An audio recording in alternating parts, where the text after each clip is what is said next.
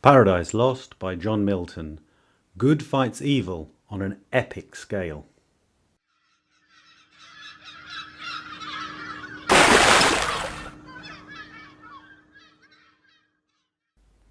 Introduction. Paradise Lost by John Milton. Paradise Lost is generally considered to be the pinnacle of English epic poetry, but at the same time, its publication more or less heralded the end of this genre. After this point, classical seriousness rapidly gave way to contemporary comedy in popular literature. Some have even suggested that this book actually caused this fall.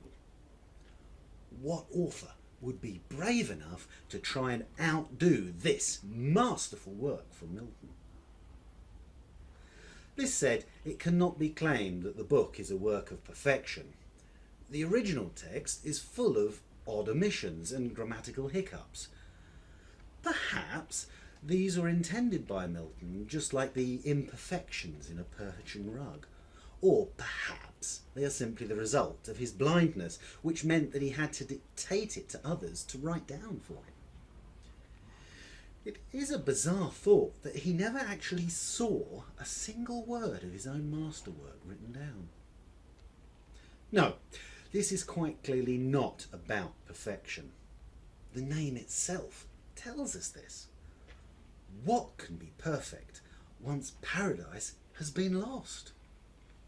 Nevertheless, many students of English literature have taken on the task of analysing this incredibly detailed and complex piece, which, just like the author himself, is about as full of contradiction as can be.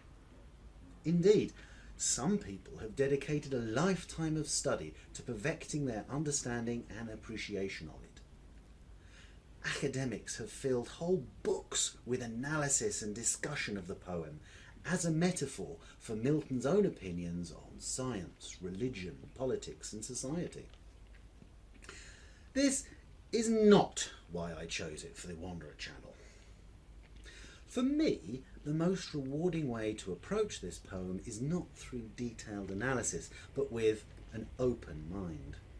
It sweeps majestically through such vast topics: creation, eternal damnation, and the nature of the cosmos and the human soul, that it is necessary to take a couple of steps back in order to perceive the whole panorama. This doesn't make it more accessible. In many ways, it makes it harder, and that's the point. This book demands that you both pay attention and sit back and let it wash over you. Put simply, I chose to read this book for one reason. It is incredibly difficult, but I just couldn't resist the challenge. By all means, make use of the closed captions I've included. Furthermore, any and all constructive comments, whether they are suggestions for the channel itself or perhaps opinions about the content of the book, are very welcome.